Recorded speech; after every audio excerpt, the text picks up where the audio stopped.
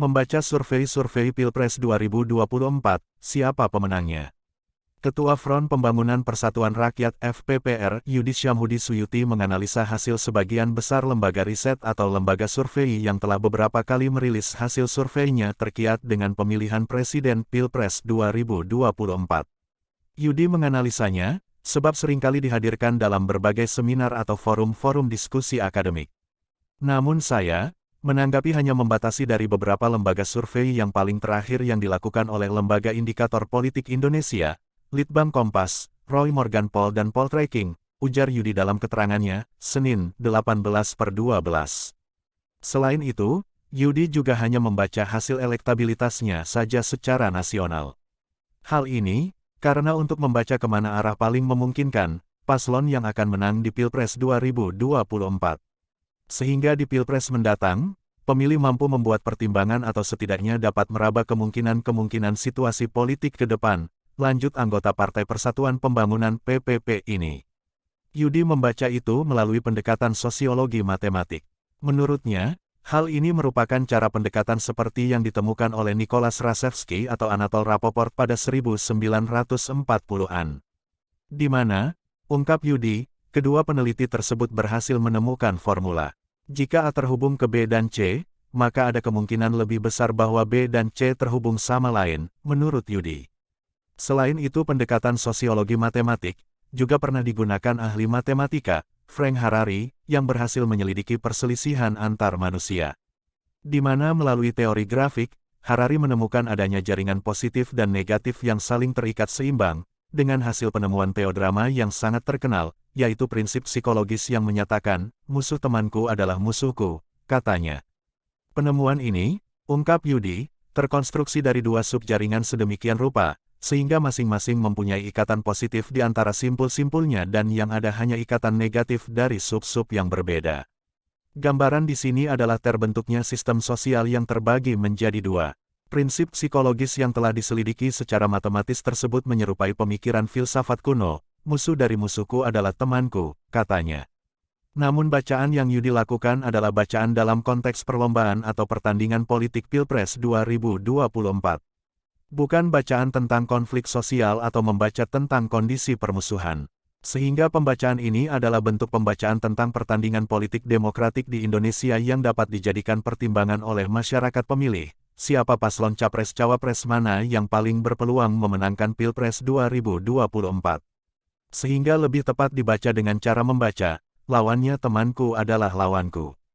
Kalimat ini lebih kontekstual dalam pertandingan Pilpres 2024, tuturnya. Melalui penggabungan pendekatan sosiologi matematik yang saya gunakan pendekatannya, saya akan menarik garis temuan secara singkat, akan tetapi menghasilkan hasil yang paling memungkinkan, tambahnya. Dari objek bacaan hasil survei terakhir yang dihasilkan lembaga-lembaga survei, di mana saya sebut di atas, tersebut menghasilkan indikator politik dalam persen. 1. Anies Cak Imin, 19,1. 2. Prabowo Gibran, 38,2. 3. Ganjar Mahfud, 20,4. TTTJ, rahasia, 20,8. Lainnya, 1,5. Litbang Kompas, dalam persen. 1. Anies Cak Imin, 16,7. 2. Prabowo Gibran, 39,3. 3. Ganjar Mahfud, 15,3. Belum menentukan pilihan, 28,7. Roy Morgan Poll Australia, dalam persen. 1. Anies Cak Imin, 25. 2. Prabowo, Gibran, 30. 3. Ganjar Mahfud, 38. Poltreking, dalam persen. 1. Anies Cak Imin, 23,1. 2. Prabowo Gibran, 45,2. 3. Ganjar Mahfud, 27,3.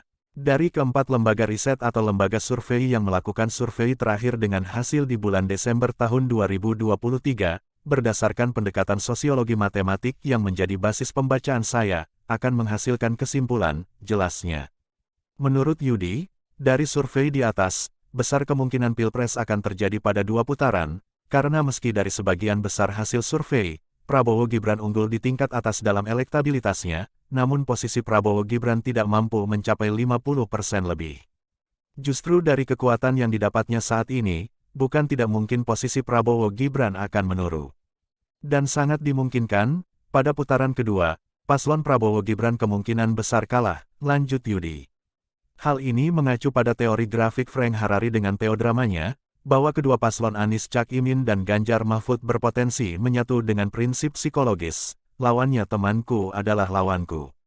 Sehingga para pemilih yang belum menentukan pilihan atau tidak tahu atau rahasia akan terpompa untuk memastikan suara pilihannya ke arah lawan Prabowo Gibran, yang telah bergabung. Namun untuk melihat siapa yang akan menjadi lawan Prabowo Gibran, parameter yang paling memungkinkan untuk diambil keputusan oleh para pemilih yang belum menentukan pilihan, khususnya para pemilih yang cenderung memilih pasangan yang paling memungkinkan menang, terdiri dari gabungan pemilih beraliran demokratik, nasionalis, religius, serta pemilih yang setuju dengan sebagai program Jokowi, namun memerlukan perbaikan-perbaikan, cetusnya. Sehingga pada putaran pertama Pilpres 2024 nanti pada tanggal 14 Februari sangat besar kemungkinan pasangan yang lolos ke putaran kedua adalah Prabowo Gibran melawan Ganjar Mahfud. Dan seperti bacaan saya di atas, yang akan memenangkan pertandingan Pilpres 2024 adalah Ganjar Mahfud, katanya. Namun demikian, juga perlu membaca bahwa pemilu 2024 yang diadakan secara bersamaan adalah Pilpres dan Pileg. Dengan adanya koalisi partai-partai pengusung Capres-Cawapres, Koalisi Indonesia Maju, paling berpotensi memiliki koalisi yang kuat di parlemen. Sehingga, kata Yudi, sangat memungkinkan dalam situasi politik nasional yang tidak terlepas dari situasi politik global yang tidak pasti, hampir sangat pasti akan terjadi konsolidasi partai-partai politik untuk bersatu. Dan sangat mungkin, dalam politik 2024 pasca pemilu, partai-partai akan membangun persatuan nasional untuk menghadapi banyak masalah baik di tingkat lokal, nasional dan global. Tentu dalam persatuan partai-partai politik ini dalam membangun negara, diperlukan keterlibatan rakyat banyak secara partisipatif dalam setiap keputusan-keputusan politik, baik di tingkat eksekutif maupun legislatif, tutup Yudi. Sumber, Media Indonesia, TV Riau Bangkit.